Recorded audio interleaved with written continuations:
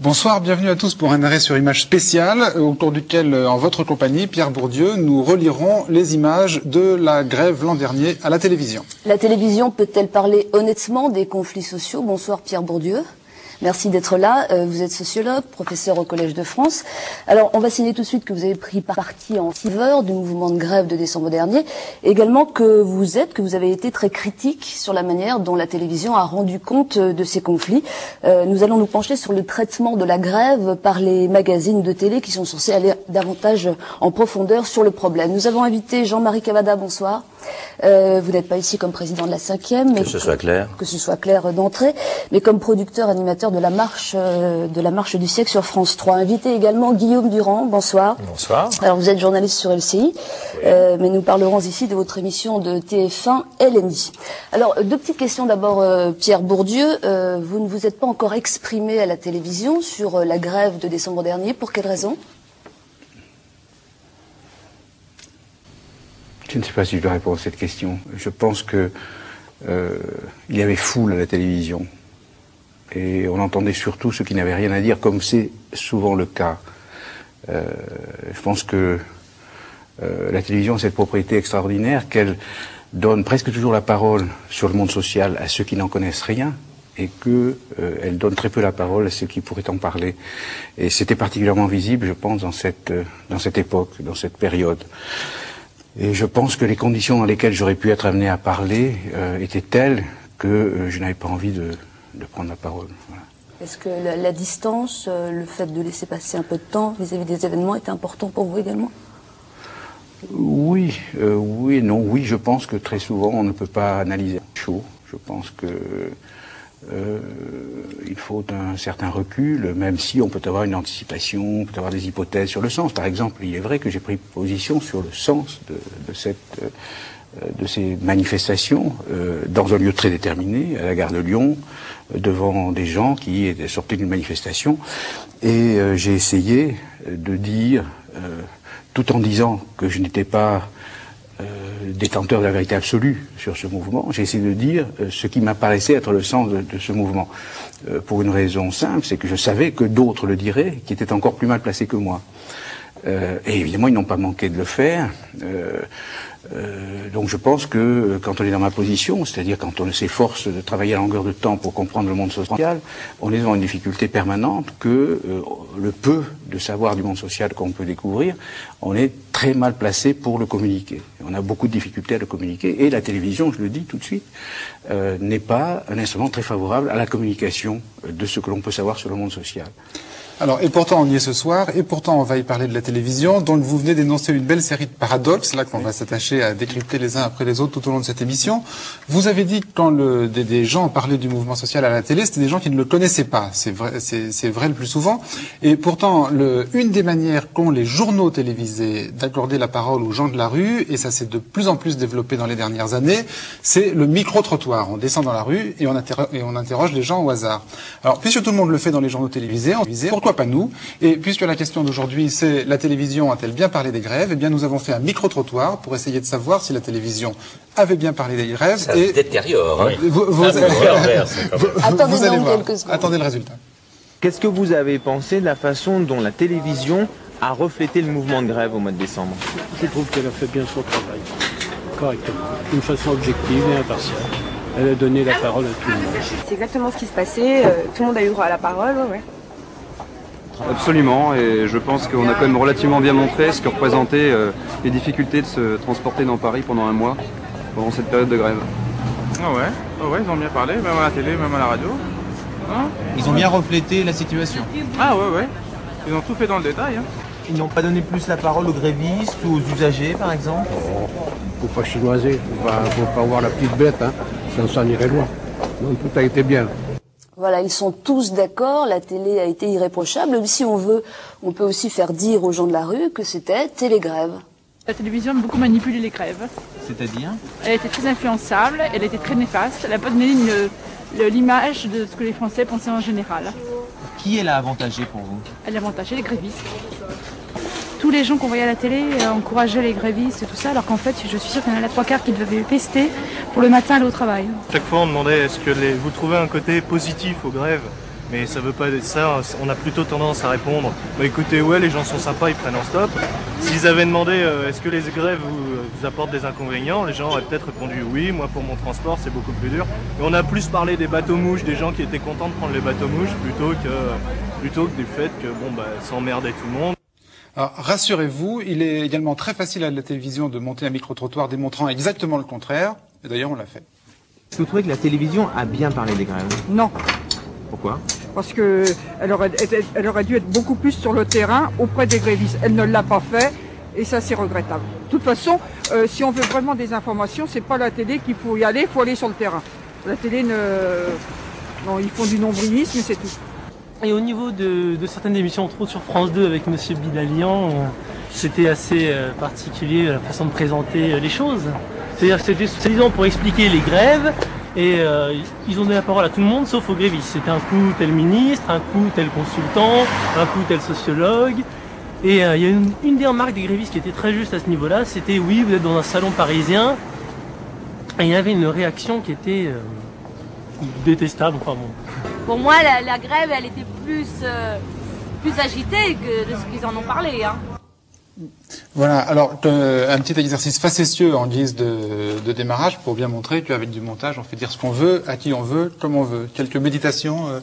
Mais moi, ce qui m'a frappé dans ces petits montages, effectivement, c'est que ces réactions dans tous les sens par rapport à des images qui leur étaient montrées, qui étaient souvent les mêmes images. Je parle pas des micro-trottoirs qui effectivement n'importe quoi, mais je parle d'images, par exemple, de Vianney, d'interviews d'un ministre chargé d'un dossier. C'est vrai que ces images, les gens ne les voyaient pas, et dans la rue, et dans mon entourage, et dans la presse de la même manière. C'est-à-dire que vous avez des gens qui regardaient un journal télévisé, vous lisiez Libération le lendemain, on vous disait ce journal télévisé est un journal qui, au fond, d'une manière subconsciente, est en train d'être un appel à l'arrêt de la grève. Et puis dans un autre journal, qui est un journal, disons, moins à gauche, donc par définition plus à droite, on vous disait exactement le contraire, c'est-à-dire on disait Durand, il reçoit Vianney et Blondel, et c'est un appel un appel à ça. Donc c'est vrai qu'on a la même image, et en fait on se rend compte, mais c'est assez banal, que l'interprétation politique que tous les gens ont de la vie sociale, il la retranscrit, quelle que soit l'image qu'on leur montre. Alors c'est peut-être ce qu'on sera amené à préciser tout au long de cette émission. Pierre Bourdieu, donc on va maintenant passer en vue la plupart des grandes émissions consacrées à la grève tout au long des mois de novembre et décembre. La première dont vous avez choisi de parler, c'est La Marche du siècle de Jean-Marie Cavada, ici présent. Pourquoi ce choix? D'abord, je voudrais dire que, au fond, ce qui m'intéresse n'est pas tellement le cas particulier de la grève, parce qu'il est facile d'opposer, de relativiser, tout ça pour conclure à l'objectivité des journalistes, enfin, qui est donné comme postulat initial. Oui, mais l'honnêteté ne suffit pas. Les inconscients sont aussi très puissants. Mon intérêt, puisque je viens d'une émission de télévision très particulière, où on va parler de télévision. Mais j'ai conscience aussi que les conditions dans lesquelles je vais parler de la télévision sont telles que je ne pourrais pas dire grand-chose. Donc je suis résigné, mais je pense néanmoins que à propos de ce cas, on peut voir des choses très générales. Bon, c'est-à-dire que ce qui se passe en période de crise, en période critique, c'est que simplement plus de gens sont plus attentifs à ce qui peut aller mal dans la télévision. Mais ces choses-là sont là tous les jours. Elles sont là dans un journal de 20 heures, elles sont là dans un petit reportage, etc., etc. Et les choses que je voudrais repérer sont des infiniment petits, des petites choses qui passent inaperçues. Alors on peut aller depuis les choses les plus visibles. Je pense par exemple au rôle du présentateur, sa manière de poser ses questions, son ton plus ou moins péremptoire, plus ou moins arrogant, parce qu'il arrive qu'il soit très arrogant, le fait qu'il pose des questions souvent extrêmement naïves, du genre faut-il brûler les élites, tout en s'excluant a priori de l'élite, etc. Bon, tout ça, c'est qu'il y a, je pense, c'est ce que tout le monde voit. Et puis il faudrait, si on pouvait, descendre vers des choses beaucoup plus invisibles. Et je ne sais pas si on aura le temps. On va le faire. On va le faire. Le problème de la télévision, c'est qu'on n'a jamais le temps. Le propre de la télévision, c'est que c'est, mais comme un article écrit d'ailleurs, c'est limité en temps. Faut-il brûler les élites? C'était une émission de Guillaume Durand, mais la question n'était pas naïve. Je sais où je me situe. On y reviendra. On y reviendra à la fin. On va peut-être, alors, dans deux choix essentiels, elle a mis Guillaume Durand, la marche du siècle de Cavada. On va commencer par la marche du siècle. Alors, pourquoi la marche du siècle? Je repose ma question. Parce que, pour parler franchement, je pense qu'on y voyait, sous une forme plus subtile que dans les autres, la plupart des effets pervers qu'on observe dans les autres. C'est-à-dire que les choses étaient faites de manière particulièrement habile, et c'est un hommage, mais un hommage à double tranchant. Je suis pas sûr du tout. Mais de manière plus subtile, mais donc avec plus de chance d'exercer une espèce de violence douce, enfin celle qui consiste à faire violence aux gens sans qu'ils s'en aperçoivent. Alors, on va regarder un premier échantillon. C'est donc un échantillon des questions du présentateur Jean-Marie Cavada quand il s'adresse aux grévistes qui sont sur son plateau. Alors, c'est pas une solution franco-française. Monsieur, qu'est-ce que vous proposez? Puisqu'il y a deux choses assez contradictoires, c'est pourquoi les réformes bloquent. Il y a d'une part notre tradition historique du service public, que je ne confonds pas avec les entreprises publiques, et puis il y a d'autre part les évolutions qui nous sont réclamées par l'Europe si jamais nous voulons y continuer à y jouer un rôle. Qu'est-ce que vous pensez qu'il faut adapter et comment? Écoutez, je cite souvent Monsieur de la Martinière, parce que qu'est-ce que l'on a à y gagner? Alors, je n'ai toujours pas compris où est votre idée de réforme, Monsieur Gaillard. Eh bien, notre réforme, écoutez, alors c'est simple dans la fonction publique. Je vais parler de la fonction publique stricto sensu. Depuis le temps qu'on leur explique que la modernisation, c'est la réduction de leur rémunération, c'est la réduction des effectifs, Vous ne me dites etc. toujours pas, Monsieur Gaillard, ça c'est très clair en effet, mais vous ne me dites toujours pas quelle réforme vous souhaitez pour les services publics, notamment ceux auxquels vous appartenez ou ceux de vos mandants. Écoutez, c'est simple. Réformer, tout le monde en est à peu près d'accord, mais on l'invoque. Pour reprendre la phrase du général de Gaulle, ça ressemble quand même un peu à des sauts de cabri, puisque tout le monde dit d'accord pour la réforme, dès qu'une se met en route, ou la méthode n'est pas bonne, ou elle vise à côté. Qu'est-ce que vous souhaitez, vous, comme réforme? Mais c'est les mêmes, ce sont les mêmes. Alors, pourquoi ce montage? Parce que je pense que c'est un exemple assez typique de ce qui se fait très communément et qui se voit là, de manière particulièrement aiguë, c'est-à-dire que la personne interrogée est invitée à parler et en fait elle est sur la sellette, comme on disait. Elle est dans une situation de mise en question. On peut questionner sans mettre en question. Par exemple, le travail du sociologue consiste à questionner de telle manière que la personne ne se sente pas mise en question, qu'elle se sente en confiance, qu'elle puisse s'exprimer. Là, il y a une sommation à comparaître. Je vous demande de dire vos réformes. Alors, imaginons ces questions, on met M. Perfit à la place de ce représentant de FO. Est-ce qu'on lui parlerait comme ça? Ça, je suis certain que non. On peut demander l'exercice à M. Cavada. Dites-lui, veuillez préciser. Je vous demande de préciser. Soyez précisé. Quelle réforme proposez-vous? Faisons un jeu de rôle. Faisons un jeu de rôle. Est-ce qu'on parlerait comme ça? Et ça, je suis certain que non. La réponse est oui. Non, je suis certain que non. Laissez répondre le principal intéressé. Pour l'instant, l'intéressé n'a rien à répondre parce que j'ai assez de respect pour Pierre Bourdieu pour lui rappeler un fait et deuxièmement lui délivrer une considération. Le fait, c'est qu'en lui-même a été invité de la marche du siècle dans une formule un peu particulière puisque je voulais occasionner une rencontre sur la misère où vous venez d'écrire votre enquête avec l'abbé Pierre. Et j'ai le sentiment, avec le respect que je vous donne, M. Bourdieu, que vous aviez une grande timidité à rencontrer cet homme et de vous avoir aidé dans le début de l'émission. Dites-moi le contraire. Oui, c'est vrai. Mais la deuxième chose, je réserve le reste de mes observations pour la fin. Et je voudrais dire que l'intérêt de cette émission, et l'intérêt d'ailleurs de l'analyse critique de Pierre Bourdieu, qui est, à mes yeux, en effet un grand esprit, c'est de voir comment quelqu'un qui travaille au fond sur le fond des choses peut donner un certain nombre de directions qui seraient utiles à l'amélioration du travail télévisé. Si c'est pas utile, ça ne sert à rien. Alors j'attends. Guillaume Durand, vous interrogez... Est-ce que je peux dire un mot là? Bon, c'est tout à fait anecdotique et je ne pensais pas dire ce que je vais dire. Il se trouve que le lendemain même du jour où j'étais passé à la marche du siècle, j'étais retourné dans mon Béarn natal et j'ai reçu un coup de téléphone d'un copain d'enfance qui m'a dit est-ce que tu vas inaugurer une salle polyvalente anecdotique? Et puis il m'a dit tu étais à la télé hier. Et Cavada t'a coupé à toutes tes questions. Il t'a pas laissé finir une seule fois ce que tu disais, ce dont je n'avais eu aucune conscience. J'ai revu. Faut croire que nous deux ensemble sommes moins bons paysans que votre ami paysan. Alors j'ai revu. Attendez, mais c'est important. Laissez-moi conclure. Ça ne venait pas d'un directeur de la télé. Ça venait d'un type de base. Au nom de qui on est porté à couper Bourdieu. Parce qu'on dit, professeur au Collège de France, il va être compliqué, il va être confus, personne ne comprendra rien, etc. Or, il n'était pas seul, tous les autres ont approuvé. Il est vrai qu'il m'accordait particulièrement parce que j'étais leur compatriote, je suis du pays, etc. Mais il reprochait donc à la télévision, en votre personne, à travers votre personne, de ne m'avoir pas donné occasion d'aller jusqu'au bout de ce que j'avais à dire. Bon, alors, et je pense que... Si c'est tout à fait illustratif, moi je veux dire un mot sur ce sujet. D'abord, M. Bourdieu m'apprend quelque chose. Je vais regarder la bande d'ailleurs, parce que j'en avais gardé au contraire le souvenir, et je ne suis pas le seul en plus, donc il y a quelque chose qui colle pas, que nous vous avions aidé quasiment soit à démarrer, soit à terminer certaines de vos interventions, puisqu'en fait, de toute façon, il n'y avait pas de débat. Nous n'étions pressés par rien d'autre que le fait de vous partager équitablement, ou à peu près, ça m'était d'ailleurs un peu indifférent, chacun prenait la place qu'il voulait, 1 heure, 1/4 de temps divisé par 2 personnes. Ça laisse tout de même le temps de causer si on a envie de parler. Donc, j'ai pas le souvenir de vous avoir interrompu. Je regarderai ça parce que je voudrais mettre votre doigt, qui m'est précieux, parce que c'est un doigt d'intelligence. Sommes-nous sur des problèmes de forme que vous ne maîtrisez pas, ou c'est des problèmes de fond que vous ne voulez pas voir traités dans ce média? Non, juste un mot pour ça. Moi, ce qui me fait problème, la conjoncture anecdotique, le fait qu'il s'agisse de moi, c'est la plus importante, c'est les présupposés au nom desquels on se croit obligé de couper. Bon, j'ai entendu à la radio il y a 2 jours Pivot disant je viendrai entendre un entretien que j'avais fait avec Mitterrand. Il a fait un tunnel de 3 minutes. Ça serait impossible aujourd'hui à la télévision. On l'aurait coupé avant. Autrement dit, il y a une philosophie implicite, enfin, dans la tête, je pense, de gens de télévision, qu'il est impossible qu'un personnage comme Bourdieu, mais il y en a des masses d'autres, soit entendu plus de 30 secondes par un citoyen de base. Or, c'est faux. C'est faux.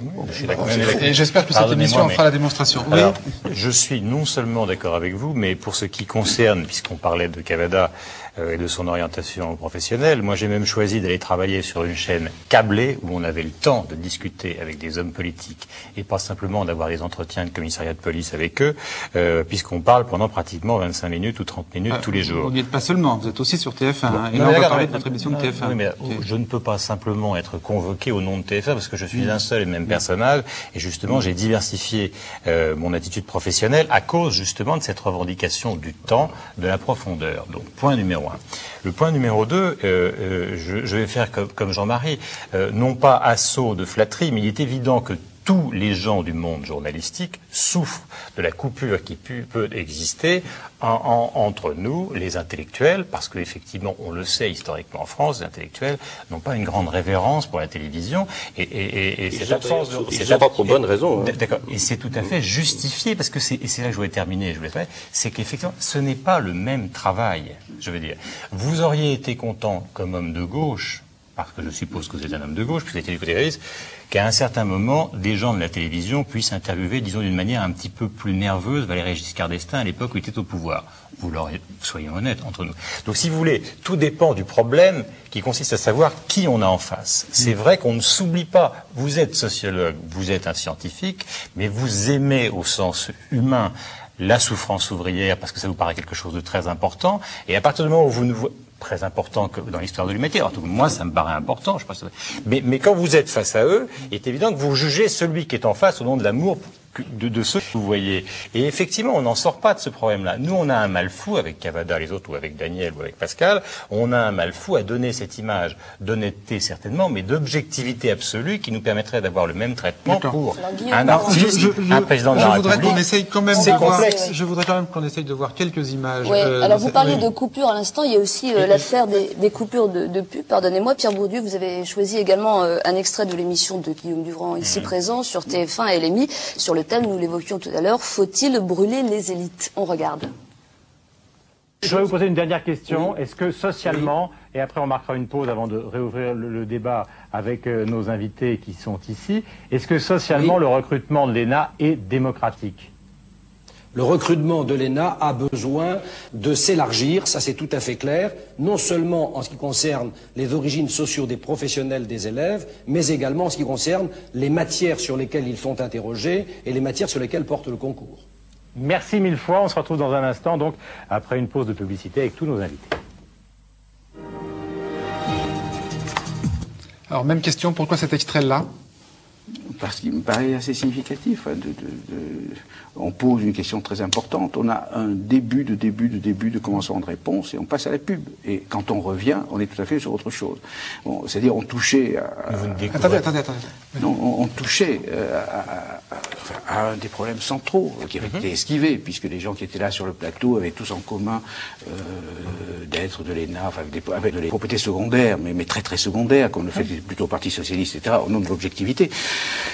On touchait à quelque chose de très important, sur quoi il faudrait réfléchir, c'est-à-dire un des fondements sociaux de la coupure sociale, le fait que ces gens, spontanément, ne sont pas branchés sur les problèmes qui sont en cours. Or, la pub est là.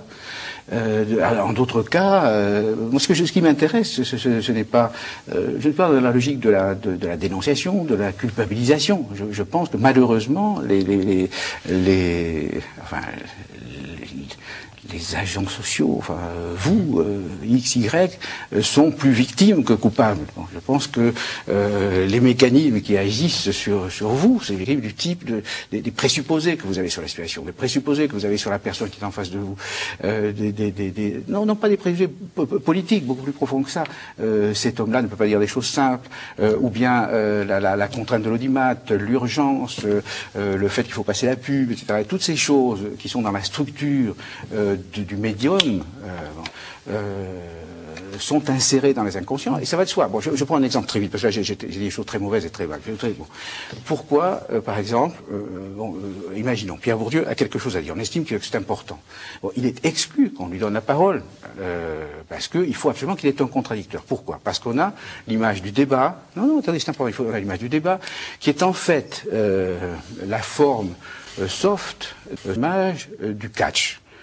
L'ange blanc et le bourreau de Béthune, enfin, on a une bonne émission de télé quand on débat. Et s'il n'y a pas débat, il n'y a pas démocratie, et s'il n'y a pas, etc. Bon, tout ça n'a strictement aucun sens. Cela veut dire qu'il y a des savoirs, des connaissances qui ne passent pas. Et si vous regardez le nombre de productions de télévision qui sont construites comme ça, selon ce schéma complètement inconscient, tel que personne ne peut les refuser. Moi, le premier, ici, j'avais envie de refuser ce schéma. Je l'ai accepté.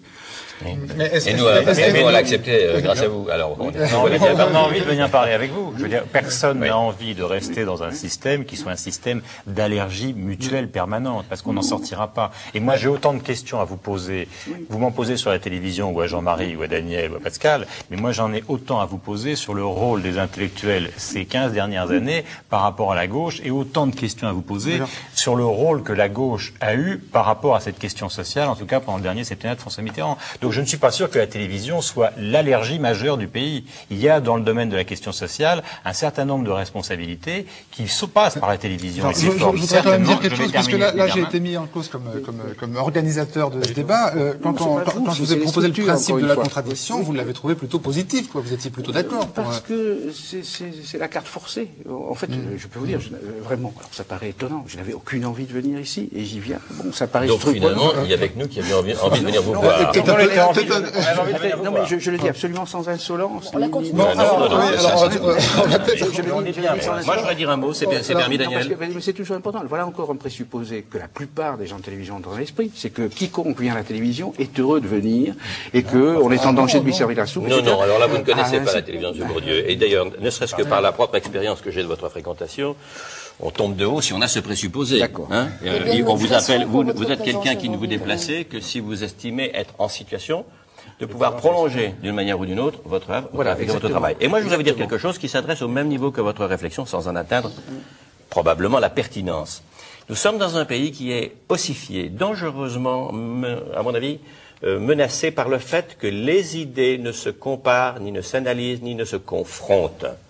La télévision ne peut pas faire le rôle des livres, mais elle peut jouer un rôle dans la confrontation. La confrontation, pour moi, c'est pas le cirque. Je suis depuis presque 10 ans critiqué pour la lenteur, mon côté probablement même ringard, d'une émission qui s'appelle en effet La Marche, et sur laquelle vous avez fait des observations, à mon avis d'ailleurs justifiées, parce que c'est le système que vous relevez. Mais si vous refusez le débat d'idées, qui comprendra vos idées? Qui comprendra si vous avez raison ou tort? Et si les formes que nous proposons ne sont pas les bonnes, pourquoi donc? Pourquoi donc? L'idée, c'est plus important que la télévision. Vous dites les gens de télévision. Moi, je ne suis pas un homme de télévision. Je suis à la télévision, j'ajoute aujourd'hui. Pour faire quelque chose qui est plus important que la télé, c'est ce qu'on dit, qu'on fait ou ce qu'on montre dedans. Pourquoi n'adapterait-on pas, à votre demande, une forme pour avoir le cadre de ce que vous avez à dire? Oui, c'est possible. Au fond, alors là, je suis ravi parce qu'on a été plus vite que ce que j'ai fait avec vous il y a 2 ans et demi quand vous avez publié votre grande enquête sur les misères. Est-ce que il n'y a pas à mettre en chantier, en négociation, en discussion, l'élaboration de conditions dans lesquelles on pourrait faire ce que vous avez dit tout à l'heure. C'est-à-dire, au lieu d'avoir... Moi, je n'ai absolument pas... Je suis pas une position de confrontation. Mais pardonnez-moi, mais... Ah non, je ne défends pas la marche. Je ne suis pas en position de confrontation. Je pense qu'un des problèmes majeurs qui se posent et à la démocratie et à la recherche, c'est l'instauration de lieux où on puisse discuter dans des conditions telles que la discussion soit rationnelle. Bon. Or, je peux dire que dans l'état actuel, il n'y a pratiquement pas de situation à la télévision qui soit de ce type. Alors, comment peut-on les créer? Est-ce que nous avons, en unissant nos forces, est-ce que nous arriverions auprès des directions, des responsables, etc., à faire advenir des choses comme ça? Alors ça serait une contribution énorme à la vie intellectuelle française et à la vie intellectuelle tout court. Ça je peux vous dire. En tout cas, ce que je constate, c'est que s'il y a match de catch, il reste pour l'instant assez courtois. Je voudrais pas que LMI passe à la trappe. Là, l'extrait qu'on vient de voir sur la coupure pub, qu'est-ce que vous avez... C'est la pub, évidemment. Ouais. Mais on ne peut pas, comment dirais-je, j'ai tellement de questions posées. Et de remarques, des choses qui... Il y a des tas de gens que je connais, artistes par exemple, pour qui la télévision n'est pas une nécessité du tout, et ils s'en portent très bien. Et des œuvres majeures sur le plan littéraire, sur le plan artistique, se font totalement en marge de la télévision et avec un bonheur extrême. Le problème que pose la réflexion sociologique ou historique par rapport à la télévision, c'est que c'est quand même une connaissance qu'on aimerait bien avoir parce qu'elle concerne notre vie à tous, nous tous, ou en tout cas pouvoir tous participer à ça. Donc votre travail à vous, là où effectivement il aboutit à la revendication d'une chaîne de télévision où on puisse réfléchir, c'est qu'il concerne l'ensemble de la société française, il ne concerne pas forcément l'itinéraire d'un artiste, d'un écrivain qui se fiche totalement de savoir s'il passe ou il passe pas à la télévision. Dans ce qu'a dit Pierre Bourdieu, pardon de vous interrompre, parce que ça c'est vraiment très intéressant, je trouve. C'est le fait qu'au fond, nous avons besoin de la collaboration d'un certain nombre d'intellectuels qui aujourd'hui refusent la télévision pour des raisons de forme. Ce que je comprends, j'en connais d'ailleurs une bonne demi-douzaine comme vous, qui s'y montrent rarement, et j'en connais même un, M. Kundera, qui n'y va jamais. Mais pourquoi? Parce que quand vous acceptez de faire un livre, vous négociez la forme du livre adaptée au fond de votre pensée. Pourquoi donc ne fait-on pas la même démarche vers la télévision? Moi, j'ai une chaîne qui est faite pour ça. Demain matin, on démarre. Et je ne suis pas le seul, à mon avis. Moi, j'en ai une aussi. D'accord. Alors, on fera les enchères peut-être après l'émission. Et on va revenir quand même à cette espèce de paroxysme tel qu'il a été montré à la télévision et le problème du temps de parole. La France en direct sur France 2 proposait le mois dernier un numéro spécial sur les grèves. Et ce soir-là, mieux valait peut-être être homme politique sur le plateau que gréviste en duplex. Regardez. Cette dame de la SNCF disait mais nous on est en grève à cause des retraites. Eh bien les retraites ne sont pas dans le plan ni de la sécurité sociale ni dans le plan de la SNCF. Il y a une commission qui vient d'être installée et qui doit donner des recommandations dans 4 mois. Comment par la grève et ensuite on engage la négociation. Ça n'est pas sérieux. Elles ne sont pas dans le plan, mais il y a une commission qui va s'en occuper. Ce que je veux dire, c'est qu'il y a de toute évidence une entreprise de manipulation de tout cela, de mélange savant entre l'université, les cheminots, la RATP, le régime de sécurité sociale, le pays s'arrête et personne ne comprend pourquoi. Alors, Madame Dumont, vous pouvez réagir et après je vais demander à Bernard Kouchner et à Nicole Borvo leur avis. Madame Dumont, je vous appelle Madame Dumont parce que je n'ai pas retenu votre nom. C'est Pascal. Non mais là je suis un petit peu scandalisée. Il n'y a pas que les retraites qui font qu'on est ici en grève. Il y a tout un contrat de plan sur l'avenir de la SNCF. Parlons du contrat de plan. On va en parler, Madame. Mais oui, monsieur, justement, parlez-en. Merci, Madame. Bernard Kouchner. Alors, prise de parole volée, parole reprise. Oui, ça c'est un exemple, je reconnais limite, c'est un exemple limite, mais qui est, comme toutes les limites, enfin, il fait voir de manière plus nette des choses qui sont toujours présentes. La manière de dire merci, quand on dit je vous remercie, c'est peut-être je suis reconnaissant, ça veut dire aussi je vous congédie. Bon, alors il y a des questions de ton, or il y a un nombre considérable de je vous remercie qui sont des coupures.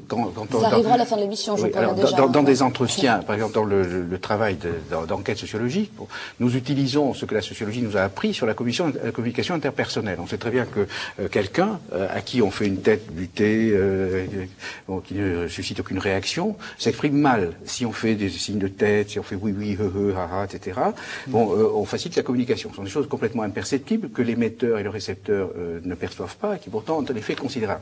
Bon, il y a une foule de choses de ce type. Enfin, par exemple, il y a une manière de dire oui. Je ne sais pas si c'est, je crois que c'est plutôt vous. J'avais été frappé. Il y avait des oui, des ouais, comme ça, qui sont ouais, allez, terminé, allez, passons vite à la suite. Bon, donc, des choses absolument infraconscientes, mais qui sont très puissantes, donc, qui agissent sur le locuteur qui se sent pressé de partir. Vous ne pensez pas que les téléspectateurs les perçoivent? Bien sûr. Alors justement, c'est là que je voulais dire, je veux inquiéter aussi, parce que mon but n'est pas simplement de leur dire des choses désagréables, c'est aussi d'inquiéter. J'ai fait des expériences, pas systématiques malheureusement, mais je compte le faire un jour, sur la perception que les spectateurs ordinaires ont de ce qui se passe à la télévision. Parce que un des présupposés des présentateurs, c'est qu'ils parlent toujours au nom de tout le monde. Ce sont les questions que tout le monde se pose. Pardonnez-moi, mais non, attendez, je finis, mais c'est un détail. La chose importante, c'est que les gens de base ont des instruments dans la vie ordinaire pour décoder la sémiologie, les petits signes infinitésimaux du type ouais, etc. Or ça, ils le voient très bien et ils sont très lucides. Ça, je pense que si tous les gens qui apparaissent à la télé, présentateurs, mais aussi étaient conscients du degré auquel ils sont transparents, percés à jour dans leurs intentions, leurs sourires, etc., parfois ils se tireraient les fesses. Et ça, moi, je souhaiterais élever un peu cette conscience. Je remarque que sur le plateau, plus personne n'ose hocher la tête. Non, parce que de peur d'être... Non, pas du tout. Non, pas du tout. C'est qu'on a peur de manger votre temps. Mais puisque vous nous y incitez... De peur d'être décrypté. Alors, parmi ces petits gestes qui, effectivement, fugaces, mais s'inscrivent quand même dans la mémoire des téléspectateurs, deux séquences que vous avez encore choisies et qui sont extraites de La Marche du siècle. Quelqu'un qui demande la parole. L'ensemble des syndicats sont même plutôt demandeurs, d'ailleurs, d'avoir une perspective à moyen terme pour l'entreprise. La démarche qui avait été confiée à M. Matteoli nous a amené à constater qu'effectivement... Il faut que la Société nationale de chemin de fer français soit mise en concurrence sur ce système commun à tout le monde. Alors, qui veut prendre la parole? Monsieur Deleu, Monsieur Perben et messieurs, Monsieur Thibault et Monsieur Gaillard. Monsieur Touré, je vous laisse libre. Monsieur Perben. Alors ça, c'est vrai que ce genre de petits, je ne sais pas si vous les voyez quand vous êtes sur le plateau, quelqu'un qui vous demande la parole comme ça, mais quand le réalisateur les montre, c'est ravageur, parce qu'on a l'impression de... Quand le réalisateur montre quoi? Le Bernard Thibault, le syndicaliste de la CGT, au moment où il demande la parole. Attendez, vous n'y êtes pas du tout. Premièrement, j'ai l'impression d'être au pied d'une montagne que personne n'a gravie. Ce que vous voyez là est le résultat de probablement de plusieurs heures de conversation avec chacun des invités. Ça rentre sur un ordinateur, ça donne lieu à une vingtaine de pages, on appelle ça une pré-enquête, à partir de quoi nous savons ce que veulent dire, ce qu'on a dans la tête, ce qu'ils pensent. Moi, je pense qu'on ne peut pas se permettre d'interroger quelqu'un si on ne sait pas ce qu'il pense. C'est quand même la moindre des choses. Sinon, vraiment, c'est n'importe quoi. C'est du canoë-kayak, de la pensée qu'on ne connaît pas, ça ne peut pas aller. Ensuite, ils viennent en plateau. Les règles sont connues. C'est-à-dire que chacun prend la parole quand il le veut. Ce qu'ils connaissent aussi, c'est la structure de l'émission. Je dis, en gros, il y a, dans ce cas précis, 2 parties. Et à l'intérieur de ça, ils ont des conducteurs sous le nez pour la plupart, ceux qui le veulent. Il y a un reportage là, un reportage là. Le tout fait 1h03. Trouvez-moi un lieu de libre parole aussi long. C'est long, 1h03 d'une certaine manière. Et là, nous touchons un deuxième type de problème que M. Bourdieu a esquissé tout à l'heure. Il y a ceux qui ont une très grande habitude du plateau. Quand je dis, vous l'avez entendu dans ce document, bon, il y a 4 personnes qui veulent parler. Vous êtes libre. Vous êtes libre. Prenez la parole, vous êtes libre. Chacun comme il l'entend. Il se passe quelque chose de très précis. Monsieur Thibault, qui est relativement nouveau dans la représentation syndicale. Juste derrière, vous donnez un nom quand même. Hein. Vous dites vous êtes libre, mais Monsieur Perben. Non, parce qu'il s'avance. Parce qu'il a déjà commencé à parler. C'est la prime à l'expérience. Laissez-moi expliquer ce que je suis en train de dire, parce que nous sommes encore ici entre gens qui connaissent trop bien la télé pour qu'on aille. Et on va négliger ce qu'a dit Monsieur Bourdieu tout à l'heure. La plupart des personnes qui sont là connaissent la télé. Et qu'est-ce qu'ils font? Ils prennent la parole en cours d'exposition quand on va leur dire c'est à votre tour. Monsieur Thibault, qui est tout neuf à la télévision, et qui est un homme très intéressant, d'abord parce que sa parole est neuve, deuxièmement parce qu'il est, du point de vue de l'intelligence, très intéressant, m'a-t-il semblé, dans toute cette affaire. Il est tout neuf, alors il demande gentiment, puis comme quelqu'un parle, eh ben il se tait, il attend. Vous savez qui ça gêne le plus, ça? C'est moi. Je suis obligé de le supplier par geste et parfois par parole, qu'il prenne son tour de parole. Vous l'ignorez tous, cette chose. C'est très important. Très important. Nous sommes dépendants, je dirais, de la disponibilité physique de notre interlocuteur. Il joue sa partie. Vous ne pouvez pas faire autrement. Non, mais là, vous illustrez parfaitement une des choses que je voulais faire remarquer. Il est vrai que dans cette émission, tout compte fait, Thibault a parlé 5 minutes en tout. Bon, alors qu'il était dans une conjoncture de cas. Si, c'est vérifié. Dans une vous l'avez minuté, je l'ai absolument, pas, absolument. Dans une conjoncture, le temps de moyenne pour chaque personne était de 8 minutes, en effet. Mais il a été au-dessous de la moyenne. Alors, que les raisons que vous avez invoquées, je les connais mieux que personne. La probabilité de parler... Je l'ai décrit, M. Bourdieu. Mais parce qu'on nous nous comprenons bien, je n'invoque pas, je l'ai décrit. Non, je comprends. Non, j'ai pas du tout le mot, vous n'avez aucune implication. On a un plateau. Les gens sont apparemment égaux. Vous avez, on viendra avant, vous avez M. Perfit, académicien. Qui a très peu parlé. Oui, mais dans des conditions parfaites. Pas du tout. Et c'est lui qui a Du fermé... tout, pas du tout. Je pense que son temps de parole est d'environ 3 minutes. Bon, enfin, bon. Regardez. Cela dit, je repose la question. C'est comme ça, d'ailleurs. C'est son fait, c'est son choix. Qu'avait-il à dire sur la question? Enfin bon, ça c'est une chose très spéciale, mais enfin je pense que ça pose problème. Enfin bon, est-ce qu'on aurait pensé à lui spontanément pour parler de la... Bon, nous y avons pensé spontanément. C'est un détail. Et oui. Oui. Alors donc... C'est étrange votre observation. Non, la chose qui me paraît importante, c'est que il y a une inégalité de fait entre les gens qui sont sur le plateau. Alors le fait de les traiter formellement comme égaux, le fait de dire bon, vous êtes pas, et surtout de faire la stratégie du laisser faire. Alors, je ne voulais pas vous le dire, mais maintenant je peux vous le dire. Là, vous laissez faire chaque fois que vous, on pourrait dire, c'est pas faites semblant, chaque fois que vous offrez la parole aux syndicalistes, et lorsque vous voulez la donner à un autre, vous nommez l'interlocuteur. Alors ça, vous pouvez vérifier. Je vous prends en flagrant délit. Je ne peux pas vous laisser dire ça, Monsieur Bourdieu. Encore une fois, on est entre gens fondamentalement respectables. Me semble-t-il, en ce qui me concerne, c'est le sentiment que je vous porte. Je ne peux pas vous laisser dire une inexactitude. C'est vrai. Remontons, si vous le voulez, le passage que nous venons de voir. Et je dis, qui veut prendre la parole? Monsieur Perben, Monsieur X, Monsieur Y, Monsieur Defaux et Monsieur Thibault. Ils étaient 4. Non, je ne laisse pas dire d'inexactitude. Il y a plusieurs occurrences. Ils étaient 4, Monsieur Bourdieu.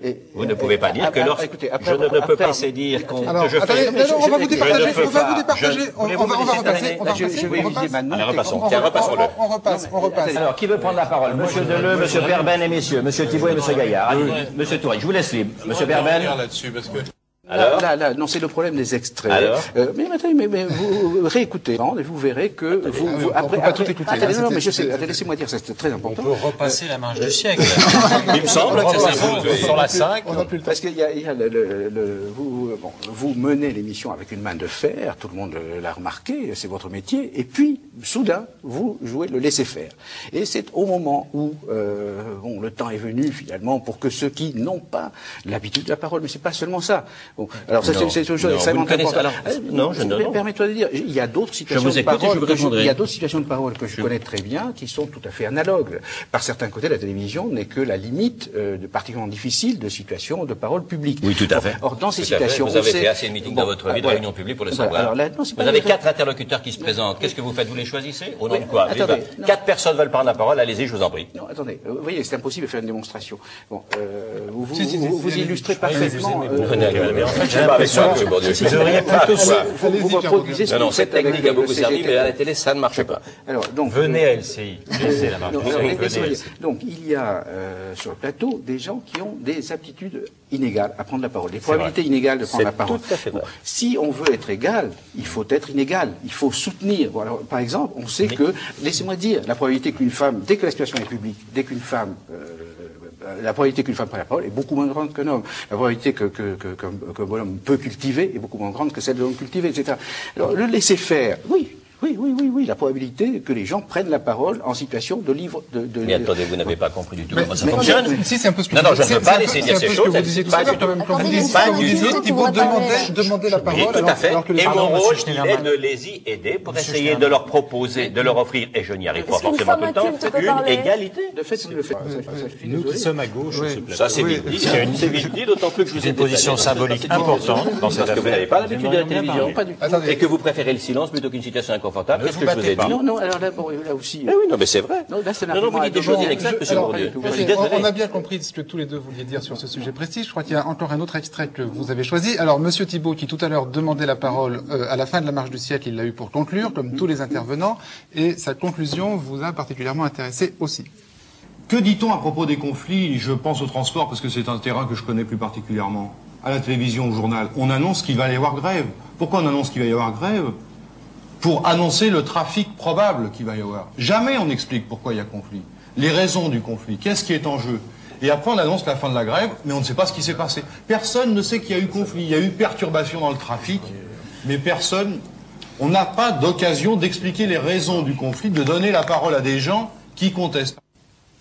Oui, alors ça c'est une conclusion qui... Oui, alors bon, on revient à une chose tout à fait fondamentale, je crois qu'il y a un malentendu. Quand je dis probabilité d'avoir la parole, je ne dis pas que c'est la probabilité dans laquelle vous intervenez pour quelque chose. C'est en situation de laisser faire, d'absence de présentateur. Bon. Il y a des gens qui ont moins de chances de prendre la parole que d'autres. D'accord. Et sur le fond de ce que dit là Bernard Thibault... Et mon rôle, monsieur Bourdieu, vous avez raison, et mon rôle est des aider. Voilà. Et cette émission s'est un peu spécialisée. Oui, mais il y a des tout à fait naturel. Dans lesquelles... Alors parfois c'est plus bruyant et ça marche moins bien. Il y a des conjonctures dans lesquelles on laisse faire. Alors le résultat, c'est que le discours produit est le produit de forces sociales, donc qui dépassent les uns et les autres, et qui vont grosso modo dans le sens du conformisme, de l'ordre établi, etc. Et finalement, le sens, ce que dit cet homme, c'est que le sens de la grève, tout le monde s'en fout. Ne pas se poser la question du sens d'une conduite, c'est la rendre absurde. Et je pense donc que par le simple fait de présenter les choses dans certaines conditions, on les rend absurdes et on prend position, tout en ayant les apparences de l'objectivité, de la neutralité. Il y a un geste fugace de Guillaume Durand qui va parler. Il y a une chose, d'abord, comment dirais-je, la revendication de plus de tact pour les gens qui ont la responsabilité dans une antenne de traiter de choses qui sont du domaine de la souffrance, elle me paraît tout à fait justifiée. Point numéro 1. Deuxièmement, le fait que les gens qui fassent de la télévision ne peuvent pas jouer à l'objectivité à partir du moment où ils se passent leur journée, quand ils sont des journalistes dits entre guillemets responsables avec des ministres, avec le pouvoir, et faire croire qu'ils ont la même relation avec les ministres qu'avec des gens qui découvrent une fois tous les 6 mois ou tous les 15 ans quand il y a une grève, c'est aussi une illusion et un mensonge, et je suis le premier à dire qu'effectivement on a plutôt tendance à découvrir les grèves quand elles arrivent et à voir les ministres pratiquement tous les jours. Donc il y a des moments où il faut être honnête et il faut le dire. La seule chose que je ne vois pas avec tellement bien monsieur Bourdieu, c'est que la méthode, qui est celle du sociologue, c'est par définition pas la méthode de la télévision, puisque ce n'est pas par définition le même métier. Bon, la parole du syndicaliste. Je comprends bien que vous, et c'est pas du tout une attaque ad hominem, mais je veux dire, vous avez dit, vous, moi je suis de leur côté. C'est votre honneur, c'est l'exemple de votre vie, etc. Mais ça ne veut pas dire pour ça que c'est la science, ça ne veut pas dire pour ça que c'est la vérité. Je veux dire que, je résume simplement, et c'est une question que je vous pose. La méthode du sociologue et la parole du syndicaliste ne sont pas forcément par rapport à l'attitude de Cavada ou la parole d'un ministre, la vérité. La preuve, c'est que vous avez, avec toute la science, vous avez choisi votre camp, qui est celui des syndicalistes contre les ministres. Donc on ne peut pas dire que ça, c'est l'analyse et la science. C'est un point de vue. Oui, on peut dire ça. Bon, je pourrais dire les bras m'en tombent. Mais bon, parce que c'est une question. Mais oui, bon. Alors, de quoi s'agit-il? Il s'agit de savoir avec quelle autorité on dit ce que l'on dit. Bon, alors en ce moment, par exemple, je parle dans une situation très très confuse. Et on rejoindrait le problème des titres. Vous avez dit pour me présenter sociologue, professeur au Collège de France, etc. Ça veut dire une parole autorisée, garantie par l'État. Hein. Bon, donc c'est quelqu'un qui va parler sur le monde social avec une certaine autorité. Bon, ce qui conduirait d'ailleurs à s'interroger sur les titres que vous accolez souvent au nom, quand vous voyez sous certains noms économistes. Alors, on va les passer à l'antenne pendant qu'on parle, là, puisque vous avez aussi, Est-ce que vous pourriez me répondre simplement, et après je vous promets que je vais répondre. Alors les titres, voilà, vous parliez tout à l'heure des titres. C'est vrai qu'on donne quand quelqu'un passe à une émission de télé, voilà, Guy Sormand économiste. C'est vrai qu'il est économiste, hein, Pierre. Ah oui, terriblement. Non? Ah oui, absolument, absolument. Tout le monde en est d'accord. Le problème est le même que pour Minck. Dans une émission, on l'appelle sociologue, dans une autre, on l'appelle essayiste. Je crois que c'est chez vous. Oui, on l'a en magasin. Voilà. Alors, Alain Minck, chez Guillaume Durand, est économiste. Et il était venu à Arrêt sur Image quelque temps auparavant. Et chez nous, oui, il avait été essayiste. Alors là, ça vous paraît aussi abusif? Non, je pense que il y a deux choses. Il y a d'une part la qualité du qualitatif. Bon, on peut discuter, c'est pas tellement discutable, mais on peut discuter apparemment. Quand on veut ignorer les différences, on peut les ignorer. Et je pense très souvent les journalistes ont intérêt au relativisme, parce que ça leur permet de discuter avec des fausses valeurs en croyant qu'ils discutent avec des vraies. C'est plus facile. Bon, ça c'est un point. Mais la deuxième chose, c'est que un titre peut en cacher un autre. Quand vous dites Monsieur Perfit économiste, vous cachez. Monsieur Minck. Non, pardon, Monsieur Perfit, économiste. Monsieur Minck, économiste, et Monsieur Perfit, écrivain. Écrivain, voilà. Vous cachez qu'il était éditorialiste du Figaro, qu'il est au RPA, etc. Si, de fait. Bon, vous savez, il y a peu de Français qui ne savent pas qu'Alain Perfit a été ministre du général de Gaulle. On ne dit rien. On le dit, c'est une évidence. Oui, quand vous dites Monsieur Sormand, économiste, vous conseiller cachez de Matignon. De Matignon. Et on le dit dans l'émission, Monsieur Bourdieu. Mais pourquoi pas le mettre? Pourquoi pas l'indiquer en dessous? Oh ben, je l'aurais volontiers indiqué. D'ailleurs, je remets par-dessus. On ne s'est jamais caché dessus. Je comprends très bien que ça puisse, comment dirais-je, quand on vient du monde universitaire, que l'à peu près de la télévision, son côté instantané, son imperfection irrite et provoque une allergie. Enfin, ce que dit Pierre Bourdieu, c'est plus, c'est pas de l'à peu près, c'est faux. Si ça pouvait être lui qui le disait plutôt que vous, ça m'arrangerait. Je comprends que vous soyez plutôt du côté de Pierre Bourdieu, du côté de TF1, mais si vous voulez, on peut quand même essayer de réfléchir ensemble. Vous pensez toujours en camp. Non, une question me passionne et vous voulez pas m'y répondre. Mais si, je veux répondre. La responsabilité de la télévision, tout le monde en est d'accord. Bon, par exemple, modestement dans cette émission, on a voulu demander à un certain nombre de gens qu'on pourrait qualifier globalement, bien que ce soit réducteur, d'intellectuels et donner leur point de vue sur ce. Mais mon désarroi est profond parce que finalement, vous... Non, alors la question, pardonnez, la question que vous voulez poser à Pierre pour une fois, là, il a dit quelque chose d'intéressant. C'est ça. Il m'arrive de dire souvent des choses intéressantes, mais je veux arriver. Le problème numéro un, c'est que vous-même, j'allais dire, dans le monde que vous représentez, vous êtes très ambigu. Minck a appelé à voter pour Jospin. Vous probablement aussi. Non, pas du tout. Pas du tout. Non mais d'autres, je veux dire, Tourelle, et ils ne sont pas du tout sur les mêmes positions. Tout ça est extrêmement complexe. Comment voulez-vous que la télévision, par quelle mystérieuse rédemption la télévision pourrait-elle, comment dirais-je, livrer cette complexité? Elle est imparfaite, la télévision. Comment dit à la télé? Quelle est la question? Et justement, c'est la question que je lui pose. C'est que je ne comprends pas comment vous pouvez découvrir, après donc une expérience de professorat que tout le monde connaît, les imperfections de l'image, et en ne remettant pas en cause ce qui peut exister aussi, qui sont les imperfections de l'écrit, ou au contraire, des engagements politiques qui déguisent une certaine forme de science. Vous êtes engagé politiquement autour des grévistes. Bon, alors là, pour vous répondre, il faudrait 2 heures. Bon. J'adorerais. Oui, je suis désolé. Je le dis sans arrogance. Et je pense que c'est une question, je vais dire sincèrement, tellement naïve, qu'elle est fondamentale, et que donc il faut. Merci. C'est la question de savoir qu'est-ce que l'intellectuel, qu'est-ce que Zola, qui, grand écrivain, descend dans la rue. Il faut prendre position. Ça pourrait se résumer à une question. Quand je vais à la gare de Lyon, ce n'est pas avec je ne transgresse pas du tout ma compétence de sociologue, etc.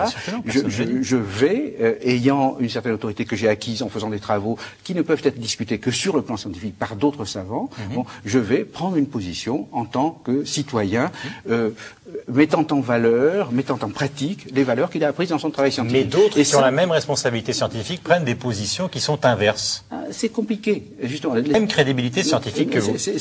C'est là qu'il faudrait voir dans le détail, c'est là que la démonstration serait très longue. Question très simple, puisque Alain Minck ne peut pas être économiste sans réduction, Pierre Bourdieu, arrêt sur image, qu'est-ce qu'il faudra mettre en dessous de votre nom? Rien. Rien.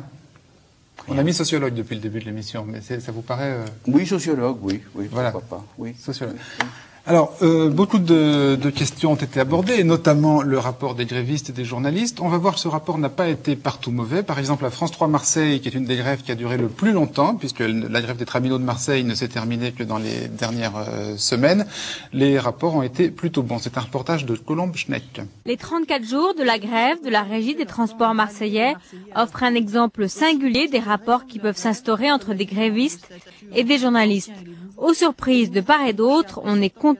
Il y a eu un reportage là, sur FR3, là, très bien, qui a un peu de temps, à résumer exactement les revendications, le pourquoi par rapport au statut qui était porteur de mobilisation. Et vraiment, ça a été champion, je veux dire. Et là, on avait le sentiment, peut-être, d'être mieux perçu. Je pense que dans l'esprit des grévistes, quelque chose avait changé. Alors comment expliquer cette évolution? C'est que ça doit être la deuxième ville de France, il y a une proximité assez immédiate, avec une rédaction qui a évolué pendant plus d'1 mois. On était quasiment tous les jours ensemble. Ça nous a aidés sûrement, mais je veux dire, les gens venaient, on était devenus de véritables copains entre les uns et les autres. Avant même la grève, certains traminots s'étaient aussi formés au maniement des médias. faisons des stages, mais c'est vrai que ça nous a beaucoup apporté. Hein. Il y en avait qui avaient peut-être moins l'habitude que certains, et on a appris et ça s'en servi aussi. Tout va-t-il pour le mieux? Non, à la mairie de Marseille, on trouve une autre explication au comportement des journalistes. Je me demande s'ils n'ont pas peur eux-mêmes de ne pas pouvoir faire leur métier, parce qu'ils sont toujours sous la pression et sur la menace d'éléments durs qui font la grève. Et comme ils sont en contact en permanence avec les élus, mais aussi avec les grévistes, les élus, ils s'expriment normalement, ils menacent pas. Certains grévistes ne se gênent pas pour menacer le caméraman, le journaliste. Et comme ils ont peur peut-être de traiter le dossier le soir, eh bien alors ils deviennent partisans, ce qui est tout à fait regrettable. Non, paradoxalement, j'ai eu le sentiment que cette fois-ci, on nous a laissé travailler, ce qui n'est pas toujours le cas. J'ai connu des conflits très durs avec les grèves de dockers, où des journalistes se sont fait agresser. Si donc à France 3, on se défend d'avoir subi des violences, on avoue certaines pressions. Ce mouvement devenait de plus en plus impopulaire. Alors nous-mêmes, on l'a traduit comme tel, au travers d'un micro-trottoir. Ah, ils m'ont fait faire des kilomètres, vous savez. J'ai dû même faire remplacer mes talons. Suite à ça, on nous a carrément dit, bon, on ne veut plus vous voir. On ne veut plus vous entendre, on a été critiqué, mais ça s'est arrangé, 48 heures après, c'est fini. Pour la mairie, en revanche, le contentieux a persisté jusqu'au dernier jour. J'étais très mécontent de la façon dont la fin de la grève a été traitée.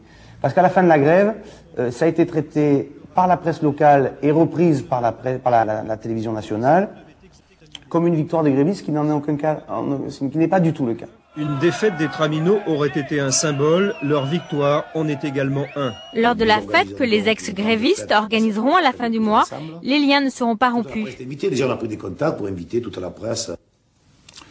15 secondes pour conclure sur ce que vous venez de voir, c'est trop court, je sais. Bon, simplement une chose, je pense que c'est ça sans agressivité, tous les univers sociaux impliquent de l'inconscience. Je pense que simplement le monde des journalistes, qui implique beaucoup d'inconscience, fait peser son inconscience sur les autres. C'est un médium très puissant. Et au fond, ce que je voudrais prêcher, c'est le travail de lucidité. Et qui ne peut se faire, me semble-t-il, qu'en collaboration dans la discussion entre des professionnels de l'analyse et des professionnels de la pratique médiatique. Pierre Bourdieu, pensez que tous les ponts ne doivent pas être rompus quand même. Ah non, je pense qu'il faut qu'il y ait des débats, là, mais pas nécessairement à la télévision. Merci beaucoup en tout cas de votre visite. Vous voyez, je vous le dis finalement. Jean-Marie Gavada, merci également. Et vous inviterez prochainement sans doute Pierre Bourdieu pour une prochaine marche du siècle. Ah, ça, vous avez des choses à nous dire oui, apparemment. Tout à fait. À moins que ce soit sur LCI avec Guillaume Durand, allez savoir. Je serais aussi ravi. Puis-je prendre, Pascal, 5 secondes des 15 que vous ne m'avez pas offertes, mais que Daniel avait annoncé, pour dire que la télévision est un grand moment de transformation de ses rapports avec le pays et que si les intellectuels sérieux, ceux qui on peut parler et qui ont beaucoup travaillé sur ce sujet, voulaient aider à engager des modifications de forme, eh bien en effet ça ferait sans doute progresser la télévision. La pire des choses est de rester naturellement dans son cabinet. Merci à tous. Arrêt sur image reviendra samedi prochain 18h sur la 5e avec le journaliste Daniel Schneiderman. D'ici là, portez-vous bien. Au revoir.